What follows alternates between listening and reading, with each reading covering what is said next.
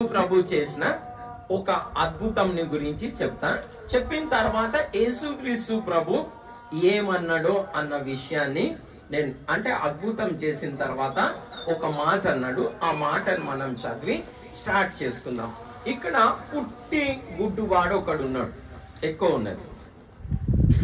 ఆ పుట్టి గుడ్డి వాణిని యేసుక్రీస్తు ప్రభు ముట్టి స్వస్థపరుస్తాడు. ఇది యోహాను సువార్త 9వ అధ్యాయంలో ఈ యొక్క అద్భుతము వివరించబడి ఉన్నది.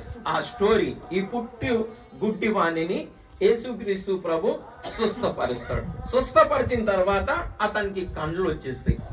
కండ్లు వచ్చిన తర్వాత మరి అక్కడ ఉన్న వాళ్ళందరూ కూడా, అరే ఈయనేంది, ఈయన కండ్లు వచ్చినాయి, ఎట్లొచ్చినాయి, మరి ఇంతవరకు మేము అలా ఏం చూడలేదే, అట్లా ఎవరికైనా గుడ్డివారి కండ్లు వస్తాయని మేము చూడలేదు కదా అలా అని వారు ఏం చేస్తారంటే ఆయనను పిలుస్తారు. పిలిచి ఏం చేస్తారంటే, అరే నువ్వేనా, నీ కండ్లేనా గుడ్డిగా ఉండే, మళ్ళీ నీకేనా మంచిగా అయినాయి అంటే అంటాడు. మరి నేను లేలే నా కండ్లే, మరి యేసుక్రీస్తు ప్రభు బాగు చేశాడు నన్ను, మరి నేనే గుడ్డోన్గా ఉండే, ఇప్పుడు తెరిచినా అంటే అది అంత పెద్ద అక్కడున్న మీటింగ్ జరిగిపోతుంది. అక్కడున్న మత పెద్దలు అందరు వచ్చేస్తారు, మళ్ళీ అడుగుతారు అందరు పరిజాన, అరే నువ్వేనా గుడ్డోన్వి, మరి నీ కండ్లు ఎట్లా తెరిచిండు అంటే ఒక ఆయన ఉన్నాడు, ఆయన తెరిచిండు అని చెప్తాడు. అని చెప్తే ఏం చేస్తారంటే అయినా కానీ నమ్మరు వీళ్ళు. నమ్మకుంటే ఏం చేస్తారంటే వీని మమ్మీ డాడీని పిలుచుకరామని అంటారు. ఎవరు, గుడ్డివాని తల్లిదండ్రిని పిలుచుకరా అండ్రి అని చెప్తాడు. పిలుచుకరా అండ్రి అని చెప్తే మళ్ళీ గుడ్డివాని తల్లిదండ్రులు కూడా వస్తారు. వచ్చిన తర్వాత ఏమవుతుంది అంటే అడుగుతారు, అమ్మ ఈయన మీ కొడుకేనా, ఈయననేనా, ఈయన కండ్లు నిజంగానే పుట్టిగా గుడ్డివాడుగా ఉండేనా, మరి ఈయన కండ్లు ఎట్లు వచ్చినాయి అంటే వాళ్ళు అంటారు, అరే ఆయనని అడగండి మాకు తెలియదు అని అలా చెప్పుకుంటా తర్జన భర్జన నడుస్తుంది. నడిచిన తర్వాత ఏమవుతుందంటే మరి మత పెద్దలు అందరూ అయినా అడుగుతారు, అరే మళ్ళీ నిజంగా చెప్పరా దేవునికి మహిమి, నీ కండ్లు ఎవరు తెరిచిండ్రు, నువ్వు కుడ్డోను ఎట్లున్నావు అంటే ఒక ఆయన ఉన్నాడు, యేసుక్రీస్తు ప్రభు అనే వ్యక్తి ఉన్నాడు, ఆయన నా కండ్లు తెరిచిండు అని చెప్తే ఏం చేస్తాడంటే, మీరు కూడా ఆయన నమ్మాలనుకుంటున్నారా, ఇన్నిసార్లు అడుగుతున్నారు అని అంటే, ఓయ్ నువ్వు గుడ్డోన్వి, ఏం పాపం చేసినావో, నువ్వు గుడ్డోన్గా పుట్టినావు, మేమైతే మోషే ధర్మశాస్త్రం పాటిస్తాము, మోషే మాట వింటాము, మా ప్రవక్త మోషే, నీకేం తెలియదు అని ఆయనను ఏం చేస్తారంటే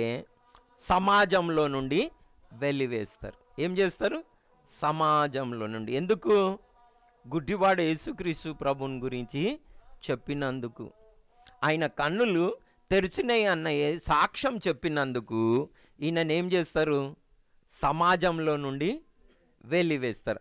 అప్పుడు యేసుక్రీస్తు ప్రభు ఆయనను కనుక్కొని, అంటే ఆ గుడ్డివాణిని కనుక్కొని అప్పుడు అంటాడు, నేను తీర్పు తీర్చుటకు ఈ లోకానికి వచ్చిన అంటాడు. ఏమంటాడు, తీర్పు తీర్చుటకు ఈ లోకానికి వచ్చిన. అదేంటంటే గుడ్డివాని కండ్లు తెరుచుటకును, తెరుచున్న కండ్లు మూయుటకును వచ్చిన అంటాడు. ఏమంటాడు, గుడ్డివాని కండ్లు తెరుచుటకును, మరి చూచుతున్న వాని కండ్లు మూయుటకు వచ్చిన గుడ్డితనం కలగజే. ఎన్నో వచనం పాప, 30. ఇది యోహాను సువార్త 9వ అధ్యాయము 39వ వచనంలో యేసుక్రీస్తు ప్రభు ఈ మాట అంటాడు. మిగిలిన స్టోరీ నేను మీకు చెప్పేసిన, ఆ మాట చేద్దాం, చదువు పాప.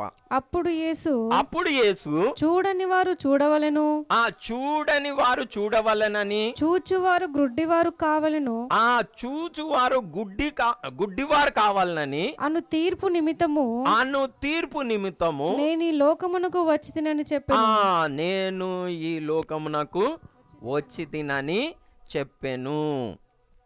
సో ఏం చెప్తా ఉన్నాడు, చూచువారు ఏం కావాలంట, గుడ్డివారు కావాలంట. మరి గుడ్డివారు ఏం చేయాలంట, చూచుటకు అను తీర్పు తీర్చుటకు నేను మరి లోకానికి వచ్చిన. ఇప్పుడు దీని భావం ఏంది అనేది మనం చెప్పాలి. ఎందుకు యేసుక్రీస్తు ప్రభు అలాంటి తీర్పు తీర్చడానికి వచ్చిండు, దీని భావం ఏంది. చూసేవారు గుడ్డివారు కావాలంట, గుడ్డివారు ఏం కావాలంట?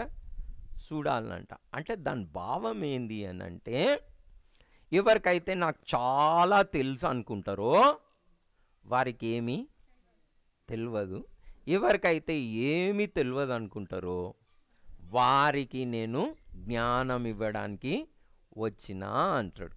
ఎవరికి ఏమీ తెలియదో వారి కన్నులు తెరచడానికి వచ్చినా అంటాడు. అంటే మోషే ధర్మశాస్త్రం చదివి పాత నిబంధన గ్రంథం చదివి వీళ్ళందరూ చాలా తెలివిగల్లోళ్ళు అనుకుంటా ఉన్నారు.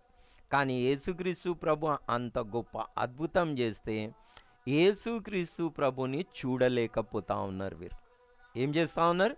యేసుక్రీస్తు ప్రభుని చూడలేకపోతా ఉన్నారు. పుట్టి గుడ్డివాడు సాక్ష్యం చెప్తుంటే కూడా యేసుక్రీస్తు ప్రభు ఎవరో వీరికి అర్థమైతలేదు. మరి యేసుక్రీస్తు ప్రభుని గురించి పాత నిబంధన గ్రంథం అంతట్లో కూడా ఉంది, ధర్మశాస్త్రంలో ఉన్నది. కానీ వారు చదివినరు. యేసుక్రీస్తు ప్రభు స్వయాన వారి ముందు నిలబడ్డాడు. కానీ అయినా యేసుక్రీస్తు ప్రభుని వారు ఏం చేయలేకపోతున్నారు? గుర్తుపట్ట లేకపోతా ఉన్నాడు. మరి గుడ్డివాడు ఉన్నాడు చూడు, అతను యేసుక్రీస్తు ప్రభుని గుర్తుపట్టి ఏమంటాడంటే లోకరక్షకునివి నీవే అంటాడు. ఆ గుడ్డివాడు ఏమంటాడు? లోకరక్షకుడు నీవే అని చెప్తాడు. ఆ పరిసయ్యులతోటి ఆ శాస్త్రులతోటి కూడా ఏం చెప్తాడంటే, నైనా మీకు ఇంతెందుకు సందేహిస్తున్నారు, డౌట్ పడుతున్నారు, అనుమానం ఎందుకు వస్తున్నది మీకు అని చెప్పి ఏమంటాడంటే, చూడండి ఎవరు ప్రార్థన దేవుడు వింటాడా? ఒక గుడ్డివాని కన్నులు తెరవాలంటే ఆ వ్యక్తి ఎంత గొప్ప వ్యక్తి ఉండాలి, ఎంత పరిశుద్ధుడై ఉండాలి. మరి ఆ వ్యక్తి పాపాత్ముల ప్రార్థన దేవుడు విన్నాడు కదా. మరి ఆ వ్యక్తి నాకు ప్రార్థన చేసి నాకు కన్నులు తెరిచిండంటే ఆ వ్యక్తి చాలా గొప్పోడు కదా అని వారికి చెప్తే వాళ్ళేమంటారు? నువ్వు గుడ్డోనివి అంటాడు. ఈ వ్యక్తి గుర్తుపట్టిండు యేసుక్రీస్తు ప్రభుని. కానీ ఎవరైతే మరి ధర్మశాస్త్రం చక్కగా చదివినరో, బైబిల్ చదివినరో, వారు యేసుక్రీస్తు ప్రభుని ఏం చేయలే? గుర్తు పట్టలే. అందు గురించి ఏమంటా ఉన్నాడు? నైనా మీరు ఇట్లనే ఉంటారు, మీ కన్నులు తెరవబడాయి అని అంటాడు. కానీ ఎవరైతే మరి గుడ్డివారుగా ఉన్నారో వారి కన్నులు నేను తెరచుటకు వచ్చిన అంటే, మనం ఒక మాట ఆత్మ విషయమై దీనులైన వారు ధన్యులు. ఏంది చెప్పండి మరి? వారు పరలోక రాజ్యము వారిది. ఆత్మ విషయమై దీనులైన వారు ధన్యులు, పరలోక రాజ్యము వారిది. సో ఎవరికైతే ఆత్మ విషయమై దీనులైన వారు అని అంటే దాని భావం ఏంటంటే, మనకు అంత చక్కగా బైబిల్ తెలియకపోతే, జ్ఞానం లేకపోతే, చదువు లేకపోతే అటివారు ఎవరంట? ధన్యులు. అటివారు ఎవరు? ధన్యులు. వారిది ఏందంట? పరలోక రాజ్యము వారిదంట. ఈ జ్ఞానులు ఉన్నారు చూడు, జ్ఞానులు ఏం చేసిండ్రు? చదివి చదివి చదివి చదివి దేవునికి దూరం అయిపోయినారు. అన్ని ఉల్టా సీదా మాటలు మాట్లాడుతున్నారు. కానీ నిజంగా అమాయకులు, ఆత్మ విషయమై దీనులైన వారెవరంట? ధన్యులు, పరలోక రాజ్యము వారిది. సో నేను ఈరోజు మరి గుడ్డితనంని గురించి చెప్తా అన్న. మీరందరూ ఏమన్నారు? మేమందరము గుడ్డివారము కాదు, మరి మేము అందరం చూస్తున్నాము అన్నారు. ఇప్పుడు మనం టెస్ట్ చేసుకుందాం, చూసినామా లేకుంటే మరి గుడ్డి వాళ్ళమా అనేది ఏం చేసుకోవాలి? టెస్ట్ చేసుకోవాలి. ఎందుకంటే నేను ఈ ఫిజికల్ మనకున్న ఈ కండ్ల నుంచి మాట్లాడతలేను, ఆత్మీయ గుడ్డితనంని గురించి మాట్లాడుతున్నా. దేని గురించి మాట్లాడుతున్నా? ఆత్మీయ గుడ్డితనం గురించి మాట్లాడుతా ఉన్నా. ఆత్మీయ గుడ్డితనం మనకు తెరవబడాలి. ఏ గుడ్డితనం తెరవబడాలి? ఆత్మీయ. ఈ ఫరిసీలకు ఏమున్నది? ఆత్మీయ గుడ్డితనం ఉన్నది. స్వయాన యేసుక్రీస్తు ప్రభు వాళ్ళ ముందు నిలబడ్డారు, కానీ యేసుక్రీస్తు ప్రభుని గుర్తుపడతలేరు. వారు ఏమున్నది? ఆత్మీయ గుడ్డితనం ఉన్నది. వారికి ఏమున్నది? ఆత్మీయ గుడ్డితనం ఉన్నది. మనం కూడా అలా టెస్ట్ చేసుకోవాలి. ఆశ్చర్యమైన క్రియలు దేవుడు మనకి చూపిస్తాడు. అలాగనే పాత నిబంధన గ్రంథంలో ఒక ప్రవక్త ఉన్నాడు. ఆయన పేరు ఏలియా. ఆయన పేరేంది? ఏలియా ప్రవక్త ఉన్నాడు. ఏలియా ప్రవక్త ఏం చేస్తాడంటే కొన్ని మంచి మాటలు చెప్పినందుకు ఒక రాజు ఏం చేస్తాడంటే వాళ్ళ సైనికుల్ని పంపిస్తాడు. పంపించి ఏం చేస్తాడంటే ఏలియా ఏడు ఉంటాడో ఆ చుట్టుపక్కల ప్రాంతంలో అంతా ఏం చేస్తాడంటే సైన్యం వచ్చి గుమ్ము గుడిపోతుంది. ఈయనను చంపాలే, ఈయననే ఏలియా మాకంతా అపజయం కారణము, ఏం చేస్తున్నామో మా దేశంలో అంతా ఏలియాకి తెలుస్తున్నది, ఏలియాని చంపేస్తే మేము ఇజ్రాయేల్ మీద జయం సాధిస్తాము అని ఏం చేస్తాడంటే ఏలియా ఉన్న చోటును అంతా చుట్టుముట్టేసి ఏలియాని చంపేద్దామని వస్తాడు. చంపే అని రాగానే ఏమవుతుందంటే ఏలియా కింద ఒక అసిస్టెంట్ ఉంటాడు. వచ్చి సైన్యంని అంతా చూస్తాడు. సైన్యంని చూడంగానే గడగడగడ వణుకుతాడు. అరే ఇదేంది ఇంత సైన్యం చుట్టున్నది, ఏలియా చుట్టూ మా చుట్టున్నది, ఇక మా సంగతి అంతే సంగతులు, వీళ్ళందరూ ఇక మమ్మల్ని చంపేస్తాడంటే ఏలియా ఏం చేస్తాడు? మంచి ఆరాంతో కూర్చొని ఉంటాడు. ఏం దిగులు ఉండదు, చిందు ఉండదు, బాధ ఉండదు, మంచిగా కూర్చొని ఉంటాడు. ఈయన యజమానుడిని అడుగుతాడు, అసిస్టెంట్ కిందున్నాడు, ఏంది యజమానుడా ఏలియా ప్రవక్త నా ఏలినవాడా, ఇట్లా చుట్టంతా సైన్యం ఉన్నది, మరి ఏం సంగత, నువ్వేమో నెమ్మదిగున్నావు అని అంటే అప్పుడు ఆ సేవకుని గురించి, ఆ అసిస్టెంట్ని గురించి ఏలియా ప్రార్థన చేస్తాడు. ఏమనంటే దేవా ఈయన కన్నులు తెరువు అంటాడు. ఏం తెరుమంటాడు? కన్నులు తెరుమంటాడు. తెరుమని ప్రార్థన చేయంగానే ఇప్పుడు చూడు అంటాడు. చూస్తే ఏముంటుంది? ఓ చుట్టూ అగ్ని రథాలు ఉంటాయి, వాళ్ళ చుట్టూ ఏముంటాయి? అగ్ని రథాలు ఉంటాయి. శత్రు సైన్యం గింతుంటే అగ్ని రథాలు చాలా ఉంటాయి, వీరిని కాపాడుతా ఉంటుంది. కానీ ఈయనకి ఏం కనిపించలే? దేవుడు ఏర్పాటు చేసిన అగ్ని రథాలు కనిపించలే. ఎవరివి కనిపిస్తున్నాయి? సిరియా దేశపు రాజు సైన్యమే కనిపిస్తున్నది, కానీ వీళ్ళకేం కనిపిస్తలేదు? దేవుడు ఏర్పరిచిన ఏర్పాటు కనిపిస్తలేడు. అలాగనే మనం చాలాసార్లు ఆశ్చర్యకరమైన కార్యములు మనం చూడాలంటే నిజంగా మన ఒక గుడ్డితనము పోవాలి. ఏం పోవాలి? గుడ్డితనం. మనం పాడిన పాటలు ఉన్నది చూడండి, కంటికి కనబడనివి ఎన్నో, చెవికి వినబడనివి ఎన్నో, మరి హృదయ గోచరము కానివెన్నో నా కొరకు ఏం చేసిండంట? సిద్ధపరిచి పెట్టాడంట. మనం ఆ మాట చదువుదాం. మనము 1 కొరింథీ పత్రిక 2వ అధ్యాయం, 1 కొరింథీ పత్రిక 2వ అధ్యాయం 9వ వచనంలో అలా ఉంటుంది.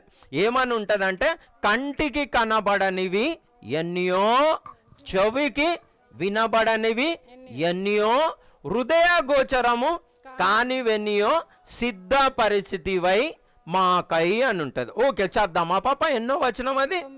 9 కరెక్ట్. ఓకే 2:9. 1 కొరింథీ పత్రిక 2వ అధ్యాయం 9వ వచనం చదువు పాప. ఇందును గూర్చి దేవుడు తన్ను ప్రేమించు వారి కొరకు, దేవుడు తన్ను ప్రేమించు వారి కొరకు ఏవి సిద్ధపరచెనో, ఏవి సిద్ధపరచెనో అవి కంటికి కనబడలేదు, అవి కంటికి కనబడలేదు, చెవికి వినబడలేదు, చెవికి వినబడలేదు, మనుష్య హృదయమునకు గోచరము కాలేదు. అవి మనుష్య హృదయంకి ఏం కాలేదు? గోచరము కాలేదు. అందరు చెప్పండి అమ్మా, దేవుడు తన్ను ప్రేమించు వారికి ఏం సిద్ధపరిచిండంట? మీరు అందరు దేవుణ్ణి ప్రేమిస్తున్నారు, నాకు తెలుసు. ప్రేమిస్తున్నారా అమ్మా? ప్రేమిస్తున్నారా అందరూ? దేవుణ్ణి ప్రేమించు వారికి దేవుడు ఏం సిద్ధపరిచిండంట? కంటికి కనబడనివి ఎన్నో, చెవికి వినబడనివి ఎన్నో, హృదయ గోచరము కానివి ఎన్నో. మనకు అర్థం కాదు, ఆ మ్యాథ్స్ అర్థం కాదు, దేవుని క్రియలు అర్థం కాదు, మన కన్నులు అలాంటి క్రియలు చూడలేదు, మన చెవులు అలాంటి వినలేదు, మన హృదయంకి అర్థం కానివి ఎన్నో దేవుడు మన కొరకు ఏం చేసిండు, సిద్ధం చేసిండు. ఇవి సిద్ధం కావాలి, ఇవి చూడాలంటే ఏం కావాలి, ఆత్మీయ నేత్రాలు తెరవబడాలి. ఏం చేయాలి, ఆత్మీయ నేత్రాలు తెరవబడాలి. లేకపోతే ఏమవుతుంది, ఈ మన ఏలియాకి అసిస్టెంట్ ఉన్నాడు కదా, ఎలీషాకి అసిస్టెంట్ ఉన్నాడు కదా, ఆయన లాగా మనం అనవలసి వస్తుంది. అయ్యా శత్రు సైన్యం అంతా చుట్టుకొని ఉన్నది, మరి మనమేంది ఇరుకుల్లో ఉన్నాము, మళ్ళీ నీకేమో ఇబ్బంది అవుతలేదు అని అంటే యాక్చువల్ దేవుడు ఏం చేసిండు, సిద్ధపరిచి పెట్టేసిండు, కానీ ఈయన చూడలేక పోతా ఉన్నాడు. సో మనము దేవుడు చేసే ఆశ్చర్యకరము అయిన క్రియలు, దేవుడు మన కొరకు సిద్ధపరిచినవి ఏవైతున్నాయో అవి చాలా శ్రేష్టమైనవి. అవి వాస్తవానికి సిద్ధపరిచి పెట్టాడు. కానీ చాలామంది క్రైస్తవులు ఆ విలువ గల వాటినన్నిటినీ చూడలేకపోతున్నారు. ఎందుకు పోతున్నారు, వారి కన్నులు తెరవబడలేదు. మనం టెస్ట్ చేసుకుందాం, ఓకేనా? మీరు అలాంటి ఆశ్చర్యకరమైన క్రియలు చూడాలంటే కళ్ళు తెరవబడాలి. ఏం కావాలి, కళ్ళు తెరవబడాలి. సో మనమైతే అందరం చర్చికి వస్తున్నాము. నాకు తెలుసు మీరు యథార్థమైన భక్తి గలవారు, చక్కగా భక్తి చేస్తున్నారు, మీరు మంచిగా ఉన్నారని అయితే నాకు కనిపిస్తున్నది. చాలామంది కూడా అలా భక్తి చేస్తారు, కానీ వాస్తవానికి గుడ్డివారు. వాస్తవానికి ఏంది, గుడ్డివారు. ఎందుకో నేను ఇప్పుడు ఎవరు గుడ్డివారో, బైబిల్ ఎవరిని గుడ్డివారు అంటుందో అది మీతోటి పంచుకుంటా. గుడ్డివాడిని నడిపించిండు అనుకో, ఏమవుతుంది, ఇద్దరు పోయి గుంతలో పడతాడు. చాలా మట్టుకు ఈ రోజులలో క్రైస్తవత్వం ఎట్లుందంటే గుడ్డోని నడిపిస్తున్నాడు. గుడ్డోడు ఏం చేస్తున్నాడు, గుడ్డోని నడిపిస్తున్నారు, ఇద్దరు పోయి ఏం చేస్తున్నారు, గోతిలో పడుతున్నారు. అది జరుగుతున్నది చాలా మట్టుకు. మీరు అనొచ్చు మేమా గుడ్డోలమా అనొచ్చు, చూద్దాం అవునా కాదా అని, ఓకేనా? సో మనం ఇప్పుడు ఎవరు గుడ్డోళ్ళు అని మన పేతురు అయ్యగారు చెప్తా ఉన్నారు. ఎవరు, పేతురు అయ్యగారు. అంటే పేతురు పత్రికలో ఉన్నది. ఎవరు ఈ పేతురు, అపోస్తులుడైన పేతురు. ఆ యేసుక్రీస్తు ప్రభు ఈయనకి మరి సంఘం గొర్రెలను మేపే పని ఇచ్చిండు. ఏం పని ఇచ్చిండమ్మా, గొర్రెలని మేపే పని ఎవరికి ఇచ్చిండు, పేతురుకి ఇచ్చిండు. ఎందుకు ఇచ్చిండు, పేతురు అంటాడు నేను నిన్ను ప్రేమిస్తున్నా అంటాడు. సో సంఘాన్ని మేపే పని ఎవరికి ఇచ్చిండు, యేసుక్రీస్తు ప్రభు స్వయాన పేతురుకి ఇచ్చిండు. ఆ పేతురు అయ్యగారు ఏం రాస్తా ఉన్నాడు సంఘానికంటే, మీరు జాగ్రత్తగానే ఉండండి, చాలా జాగ్రత్తగా ఉండండి. ఎందుకంటే చాలామంది క్రైస్తవత్వంలో ఎంతవరకు ఎదిగినరంటే ఖాళీ విశ్వాసమే. ఎంతవరకు ఎదిగినరు, విశ్వాసం. మీరు విశ్వాసం కంటే పైన ఏమైనా ఎదిగినరా, విశ్వాసం కంటే పైన బైబిల్ గ్రంథంలో విశ్వాసమేనా, దానికి పైన ఏమైనా ఉందా చెప్పు. బైబిల్ గ్రంథంలో విశ్వాసమేనా అంతా, లేకుంటే దాని పైన కూడా ఏమైనా ఉందా, విశ్వాసమేనా?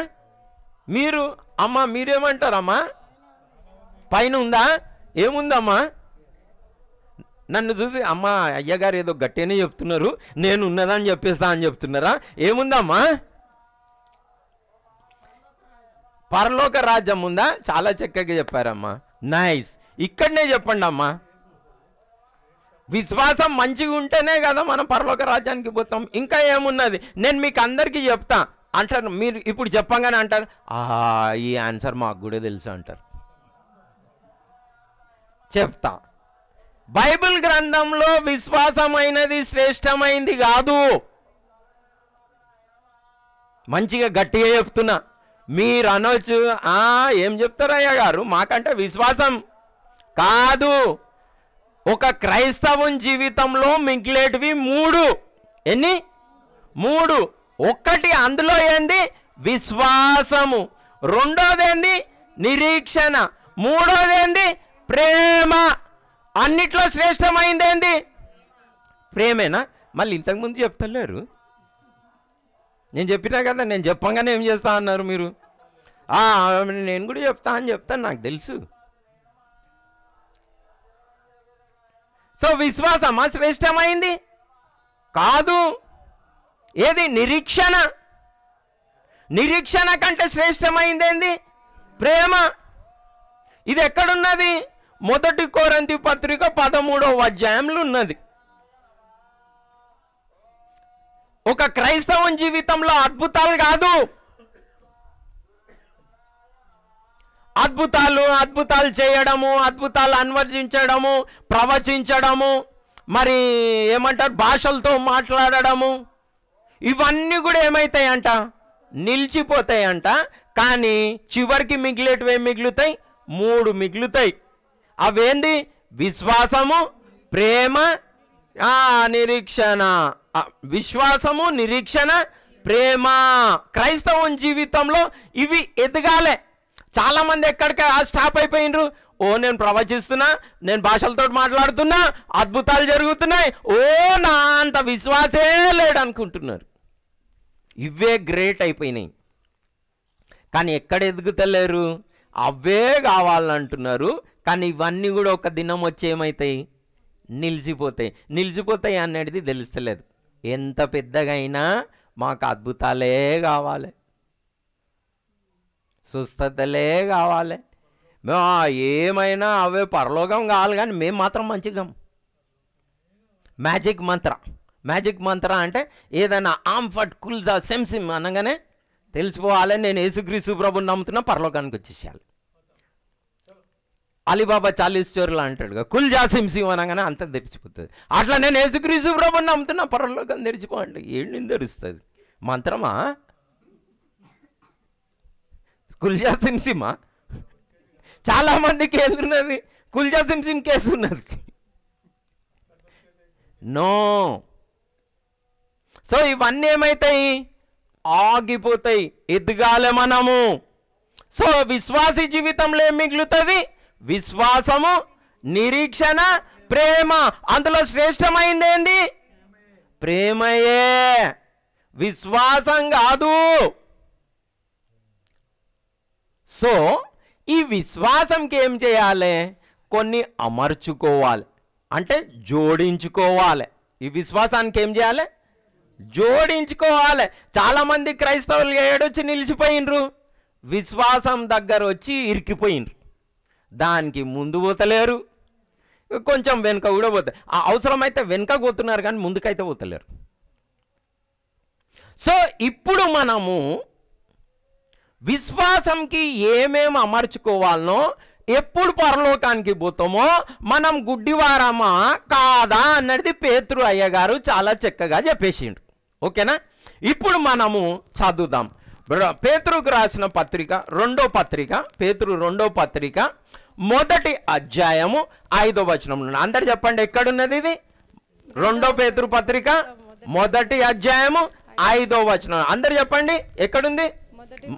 2 పేతురు పత్రిక 1వ అధ్యాయము 5వ వచనం. 2 పేతురు పత్రిక 1వ అధ్యాయము. ఎందుకంటే మీరు ఎవరికైనా చెప్పనికి కూడా బాగుంటుంది.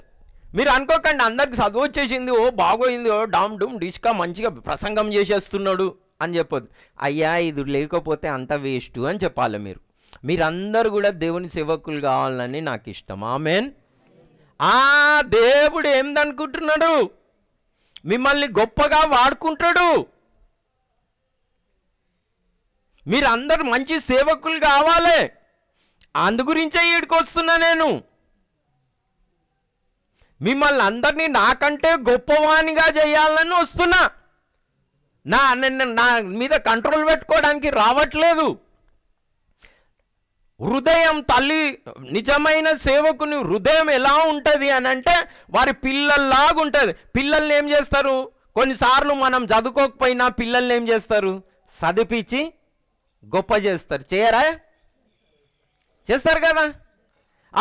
మీరు అంటారు, అరే వీడు చదువుకొని నన్నే అనగలడు అంటారా?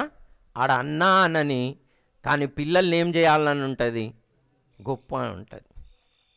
అట్లనే నిజమైన సేవకునికి ఏముంటుంది అని అంటే వారికంటే వారిని ఏం చేయాలి, గొప్పవారిగా చెయ్యాలి అని ఉంటుంది. ఎవరికి? నిజమైన సేవకునికి. సో అలా మిమ్మల్ని గొప్పవారిగా చేయాలని నా ఒక్క ఆశ. అందు గురించి చెప్తా ఉన్నా. ఎక్కడున్నాయి ఈ వచనాలు? 2 పేతురు పత్రిక 1వ అధ్యాయము 5వ వచనం నుండి ఉండేది. ఏం చేయమన్నాడు? విశ్వాసం దగ్గరకు వచ్చి ఆక్పోమని చెప్పలే. ఎవరు? అపోస్తులుడైన పేతురు. స్వయాన యేసుక్రీస్తు ప్రభు రూపాంతరం చెందితే చూసిన పేతురు. ఆ కొండ పైన స్వరం విన్న, ఈయన దేవుని కుమారుడు అని స్వరం విన్న పేతురు. యేసుక్రీస్తు ప్రభు నీళ్ళపైన నడుచుకొని వస్తే ఈయన కూడా డేరింగ్ చేసిన పేతురు. ఎవరు? ఏం చేసిన పేతురు? డేరింగ్ చేసిండు. ప్రభు నీళ్ళపైన నడుచుకొని వస్తున్నాడు. అందరు దయ్యం దయ్యం అన్నారు. ప్రభు దగ్గరకు వచ్చి అన్నాడు, అరే నైనా నేను దయ్యం కాదు, నేను యేసుక్రీస్తు ప్రభుని అన్నాడు. అంటే పేతురు అన్నాడు, నువ్వు యేసుక్రీస్తు ప్రభు అయితే నాకు ఒక పని చేయి, నేను కూడా నీళ్ళ మీద నడుస్తా అన్నాడు. డేరింగ్ కావాలి. దానికి ఏం కావాలి? విశ్వాసం కావాలి. పేతురు ఏం చేసిండు?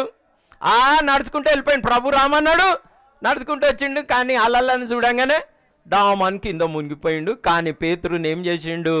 లేబట్టుకొని నీళ్ళ మీద. ఈయన ఏం భక్తుడు? నీళ్ళ మీద నడిచిన కింగ్. ఎవరు? ఆ భక్తుడు రాస్తున్నాడు. ఎందుకు చెప్తున్నా? ఇవి ఎవరు రాస్తున్నారు? ఎవరికి దేవుడు ఏ బాధ్యత ఇచ్చిండు? ఎలా రాస్తున్నాడు? ఇప్పుడు మనం చెప్దాం. మనం అందరం కూడా దీన్ని బై హార్ట్ చేయాలి. ఒకవేళ ఈ గుణాలు మనకు లేకపోతే మనం గుడ్డోళ్ళమేనంట. ఏంది? గుడ్డి వాళ్ళమే. కళ్ళు ఉన్నాయి కానీ గుడ్డోళ్ళమే. గుడ్డోడు ఏడికి పోతున్నాడో తెలియదు. మార్గం చూపెట్టినా కానీ ఏం చేస్తాడు? ఆన్లైన్లో పోయి పడతాడు. పడతాడా? పడాడా? అట్లా మనం కూడా అనుకోవచ్చు, ప్రభువా ప్రభు అనొచ్చు, విశ్వాసం ఉంది అనుకోవచ్చు, పోయి గోతిల్నే పడవచ్చు.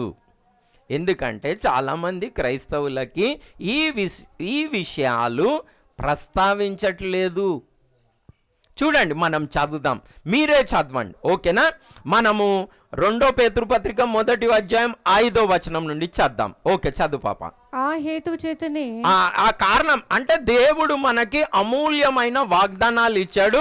ఆ వాగ్దాన మూలంగా మనం లోకంలో ఉన్న భ్రష్టత్వంను తప్పించుకొని మనం ఏం చేయాలంటే దేవ స్వభావంలో పాలు పొందాలి, క్రీస్తు రూపంలో మనం మార్చబడాలి అని చెప్పుకుంటూ ఈ హేతు చేత, ఈ కారణం చేత మీ మట్టుకు మీరు పూర్ణ జాగ్రత్త గలవారై మీ విశ్వాసమునందు సద్గుణమును అమర్చుకోవాలంట. సద్గుణం నందు జ్ఞానమునందు ఆశానిగ్రహమునందు సహనమును సహనమునందు భక్తిని భక్తి యందు సహోదర ప్రేమను సహోదర ప్రేమ యందు దయను అమర్చుకొనుడి. ఇవి మీకు కలిగి విస్తరించిన ఎడల అవి మన ప్రభువైన యేసుక్రీస్తును గూర్చిన అనుభవ జ్ఞాన విషయంలో మిమ్మును సోమరులైనను నిష్ఫలులైనను కాకుండా చేయును. ఇవి ఎవనికి లేకపోవునో, చూడండి, ఇవి ఎవనికి లేకపోవునో వాడు తన పూర్వ పాపములకు శుద్ధి కలిగిన సంగతి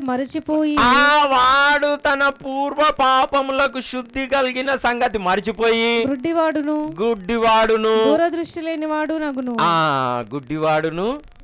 దూరదృష్టి లేనివాడును ఆగును అని ఉన్నది. ఉన్నదా? మళ్ళీ గుణాలు ఉన్నాయా మీకు?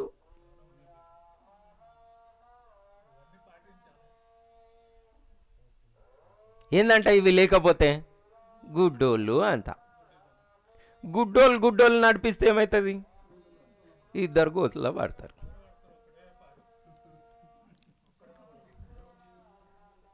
సో ఏమైతుంది క్రైస్తవత్వంలో? ఎందుకు చూడలేకపోతున్నారు ఆశ్చర్యమైన క్రియలు? దేవుడు ఏర్పరిచిన ఆశ్చర్యమైన కంటికి కనబడనివి, చెవికి వినబడనివి, హృదయ గోచరం కాని ఆశ్చర్యమైన క్రియలు ప్రభు మన కొరకు సిద్ధపరచుంటే దాన్ని ఎందుకు చూడలేకపోతా ఉన్నారు అంటే గుడ్డితనం. విశ్వాసం దగ్గరనే ఇరికిపోయినారు. ఆ విశ్వాసం కూడా చక్కగలేదు. అది కూడా విశ్వాసంలో టెస్ట్ పెడితే ఫెయిల్ అయ్యే విశ్వాసమే. ఉన్నాయి 5-10 మార్కులు వస్తాయి, 35 మార్కులు వచ్చే విశ్వాసం లేదు చాలామందికి. కాబట్టి ఇవి చూడలేకపోతా ఉన్నారు. సో ఆశ్చర్యమైన క్రియలు చూడాలంటే ఇవన్నీ అమర్చుకోమని ఎవరు చెప్పారు? భక్తుడైన పేతురు చెప్పాడు. ఎవరికి చెప్పాడు? సంఘానికి చెప్పాడు. ఎవరికి చెప్పాడు? మన అందరికీ. ఇవి అమర్చుకుందామని లేవు చాలామంది క్రైస్తవులకి.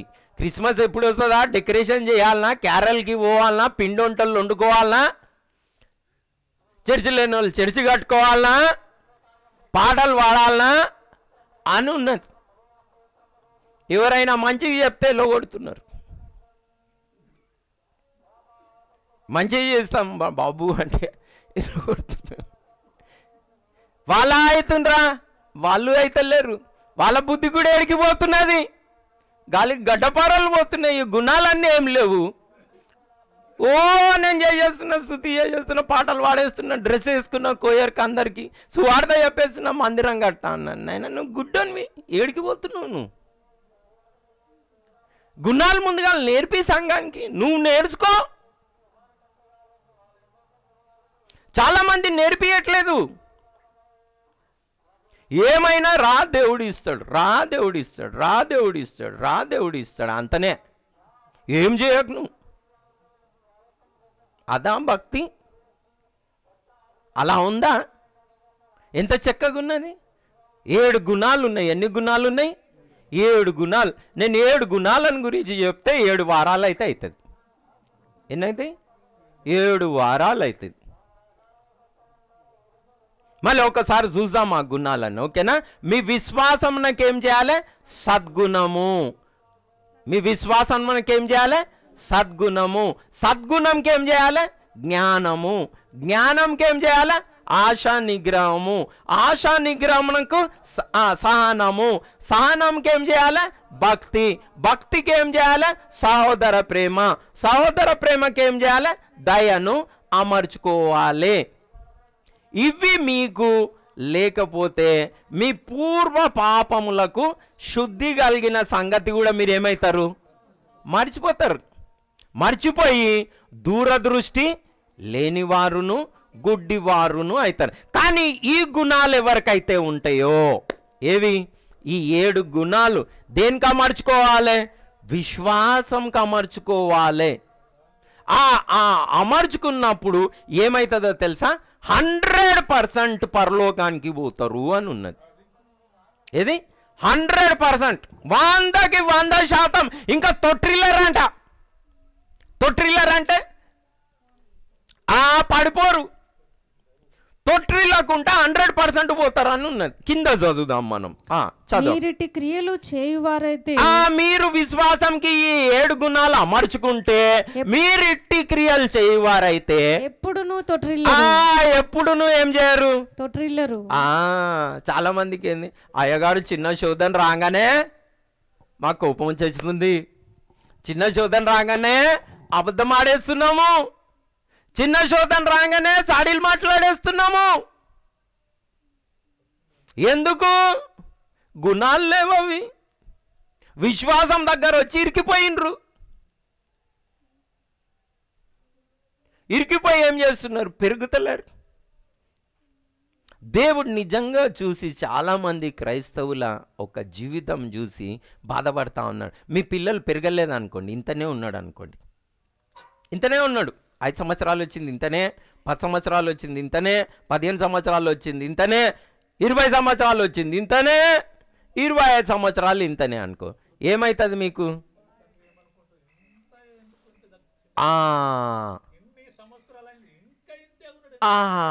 సేమ్ క్రైస్తవుడు ఎంత ఉన్నాడు అంటే ఇంతనే ఉండు.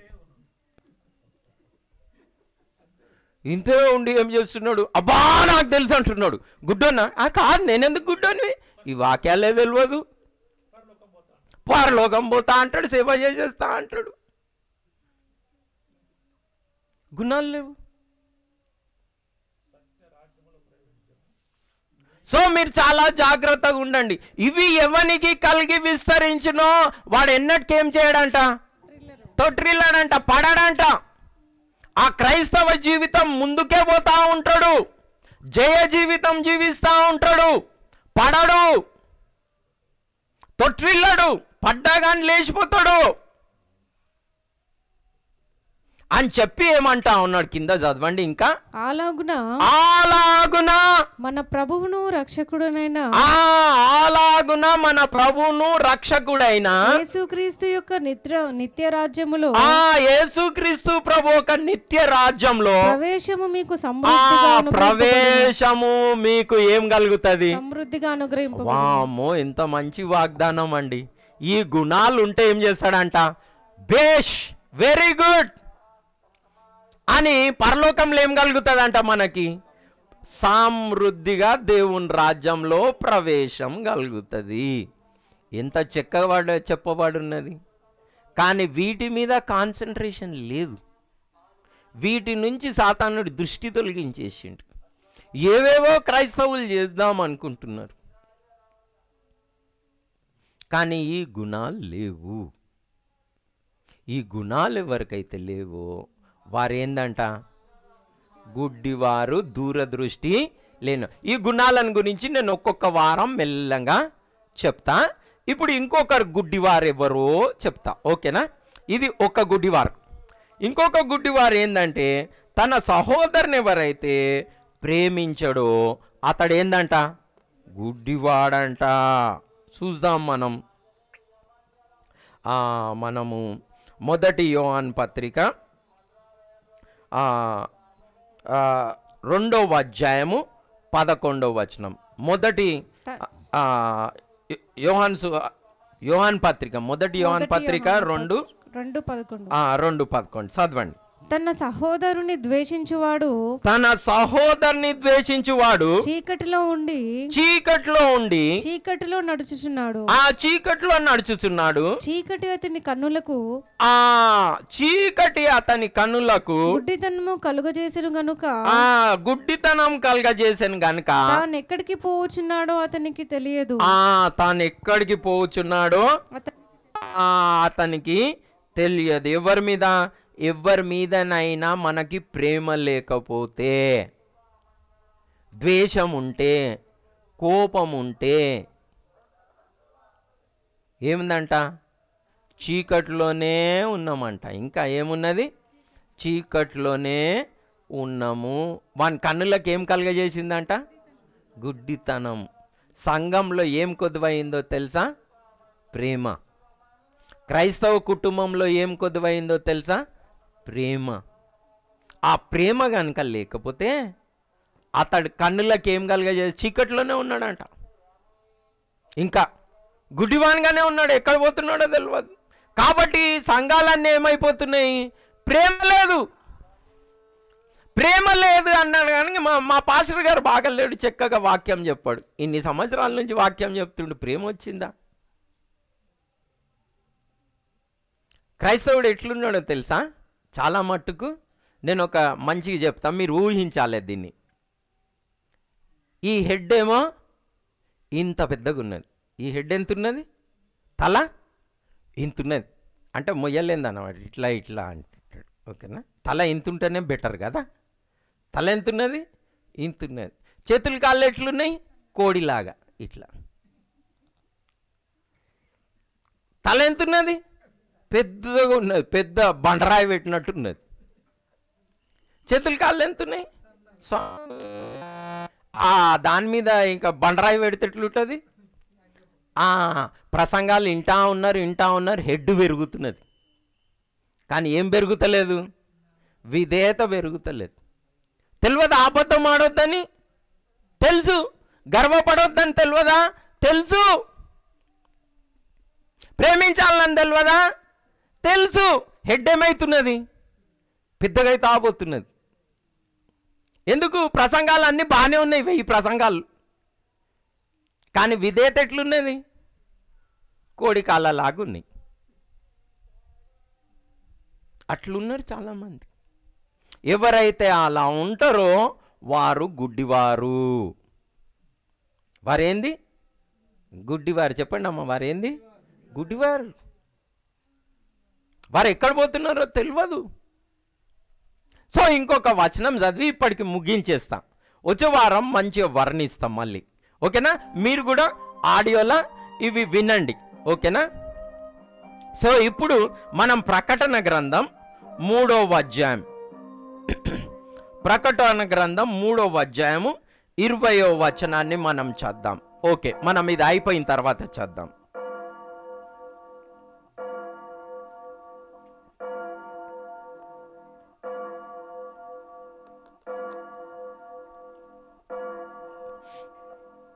సమయం రాత్రి 8 గంటలు.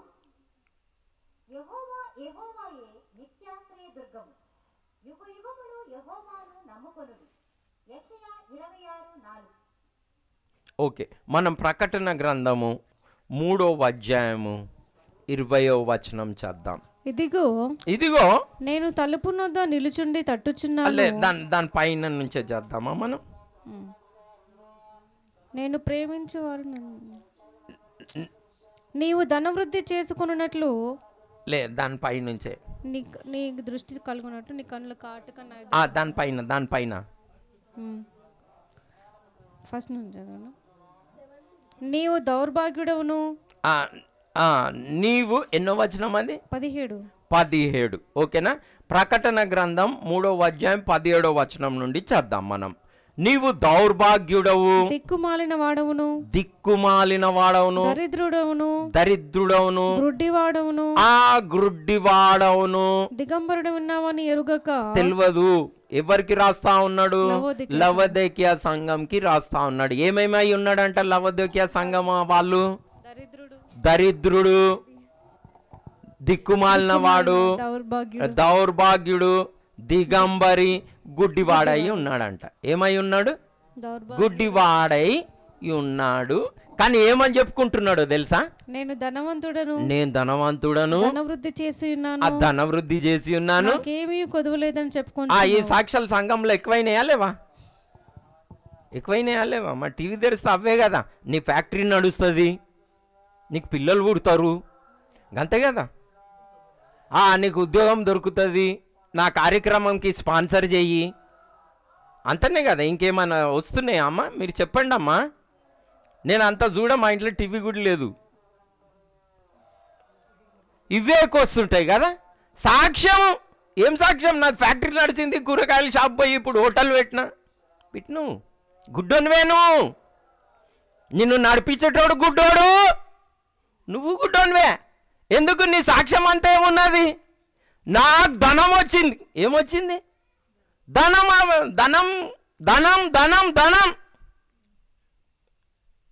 అని అంటా ఉన్నారు. సాక్ష్యాలన్నీ అవే. ఆశీర్వాదం ధనం. అయితే ప్రభు ఏమంటా ఉన్నాడు? నైనా నువ్వు చల్లగానైనా లేవు, వెచ్చగానైనా లేవు, నువ్వు వెచ్చగా ఉన్నావు, అద్దరు బిచ్చెద్దరు అట్లా ఉన్నావు, అటు లేవు ఇటు లేవు, నీ బ్రతికే అట్లా అయిపోయింది, జాగ్రత్త, మారుమనసు పొందు, లేకపోతే నిన్ను నా నోటి నుండి ఏం చేస్తా అంటున్నాడు? ఉమ్మి వేస్తా అంటున్నాడు. అంతనే అవుట్. ఎందుకు? మనసు అంతా దేని మీద ఉన్నది? ధనం ఉన్నది. నేను ధనం సంపాదించేసిన అంటున్నాడు. ఆ ధనం సంపాదించిన అంటే ఏమంటున్నాడు ప్రభు? అరే నువ్వు దరిద్రునివి, దిక్కుమాలిన వాళ్ళవు, దౌర్భాగ్యుడు, దిగంబరివి, గుడ్డివాడవు, తెలుస్తలేదు నీకు. కాబట్టి ఆసక్తి కలిగి నువ్వు మారుమనసు పొందు. నేను తలుపు యొద్ద నిలిచి తట్టుచున్నా, ఎవరైనా నా స్వరం విని తలుపు తీస్తే నేను అతనితోను, అతడు నాతోను కలిసి ఏం చేస్తాడు? భోజనము చేస్తాడు. జయించు వాణిని నాతో కూడా సింహాసనం మీద కూర్చొని. గొప్ప వాగ్దానం ఉన్నది. సో 3 గుడ్డి వాళ్ళని గురించి చెప్పిన. ఎవరెవరు? విశ్వాసం నాకు ఆ 7 సద్గుణాలు అమర్చుకొనని వాడు గుడ్డివాడు, సహోదరుని ద్వేషించువాడు లేదా ప్రేమించని వాడు గుడ్డివాడు. అలాగనే ధనం సంపాదించుకున్నా అని చెప్పుకుంటూ గుణాలు అమర్చుకొనకపోతే వాడు ఏంది? గుడ్డివాడు. చాలామంది ఏం చేస్తున్నారు? ఖాళీ ధనం వెనుకనే పరిగెత్తుతున్నాడు, ధనం అనే ఉంటున్నారు.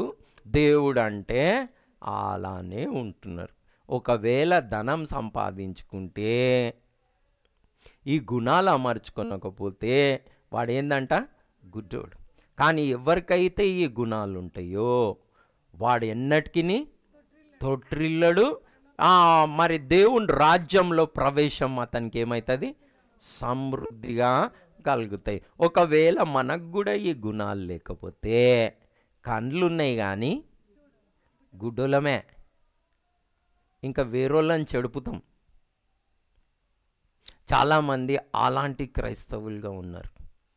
మనం ఈరోజు ప్రార్థన చేసుకుందాం. ప్రభా, నేను ఇతరులను చెడిపే క్రైస్తవునిగా ఉండకుండా నా విశ్వాసానికి ఈ సద్గుణాలు 7 సద్గుణాలు అమర్చుకొని నా సహోదరులని ప్రేమించి, శ్రేష్టమైంది ఏంది? ప్రేమ కొద్దువైపోతుంది. సో ప్రేమ. ప్రభా, నేను ధనం వెనుక పరిగెత్తి గుడ్డోన్ని కాకుండా నాకు సహాయం దయచేయండి.